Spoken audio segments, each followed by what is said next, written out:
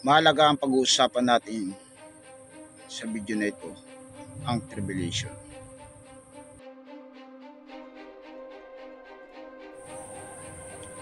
Apocalypse chapter 1 verse 3. Mapalad ang bumabasa at ang nakikinig ng mga salta ng hula at tumutupad ng mga bagay ng nasulat to, sapagkat ang panahon ay malapit na.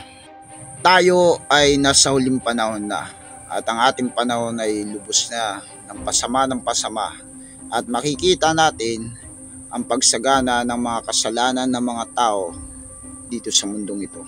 Darating ang panahon ng mapanganib, panahon ng persecution, panahon na magaganap ang tribulation. At ang tribulation na ito yung ayaw na maranasan ng tao. At pagdating noon, ang mga tao ay makakaranas ng dakilang kapighatian o pagpaparusa ng Panginoon Diyos. Ang tribulation ay darating sa mga huling panahon dahil sa mga lubos ng kasamaan ng tao.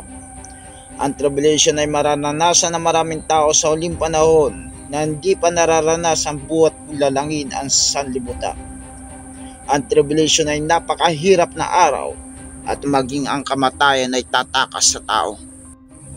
Sa Apocalypse chapter 9 verse 6, sa mga araw na iyon ay hahanapin ng mga tao ang kamatayan at sa anumang paraan ay hindi nila masusumpungan at magnanasang mamatay at ang kamatayan ay tatakas sa kanila. Bakit hahanapin ng tao ang kamatayan sa huling panahon? Dahil sa pahirap na mararanasan ng tao sa mga huling panahon.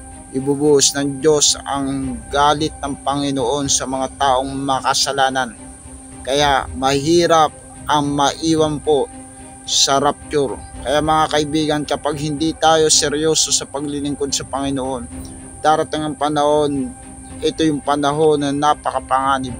Ito yung panahon na maghahari ang Antikristo dito sa mundong ito. Dito magkakaroon ng one government. Dito magkakaroon ng one religion. Dito magkakaroon ng tatakan ng 666. Sa aklat ng Revelation 13, verse 15 to 18. At siya ay pinagkalubang makapagbigay ng hininga sa larawan ng hayop, upang ang larawan ng hayop ay makapangusa, at may papatay naman ang lahat ng hindi sumasamba sa larawan ng hayop, at lahat ng maliliit at malaki, at mayaman, at mga dukha, at ang mga laya, at lahat ng alipin ay pinagbigyan ng isang tanda sa kanilang kanang kamay o sa noo. At nang huwag makabili o makapagbilin sino man kundi siyang mayroong tanda sa makatwid ang pangalan ng hayop o bilang ng kanyang pangalan. Dito ang karunungan sa pagkanuwa ay bilangin ang bilang ng hayop, sapagkat sa bilang ng isang tao at ang kanyang bilang 666.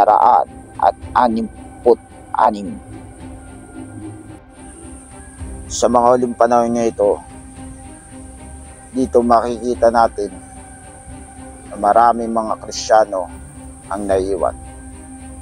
At dito nila siseryosohin ang kanilang pananampalataya kung susundin nila ang Panginoon Jesucristo. Sa mga huling panahon ng mga tatakan ng 666, dito makakaranas ang mga naiwan na Kristiyano ng mga persecution. Mararanasan nila na kung paano nila pipiliin ang Panginoon Jesucristo o Antikristo.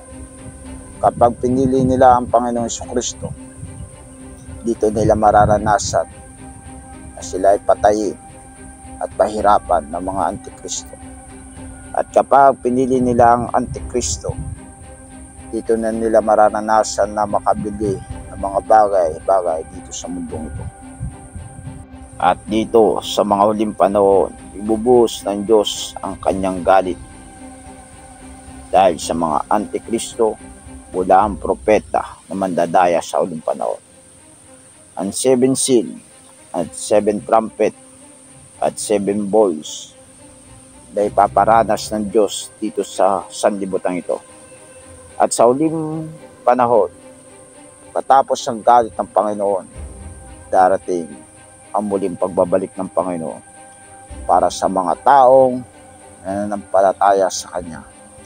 At ang Panginoong Jesucristo ay maghahari sa loob ng 1,000 taon na Kanyang paghahari. Kaya mga kaibigan sa Panginoon, tayo ay nasa huling panahon na. Inaantay natin ang muling pagbabalik ng ating Panginoon, sapagkat gusto ng Panginoon sa Kanyang muling pagbabalik ay makasama ka doon sa alapap, doon kung saan ang pagliligtas ng Panginoon sa mga nananampalataya sa Kanya.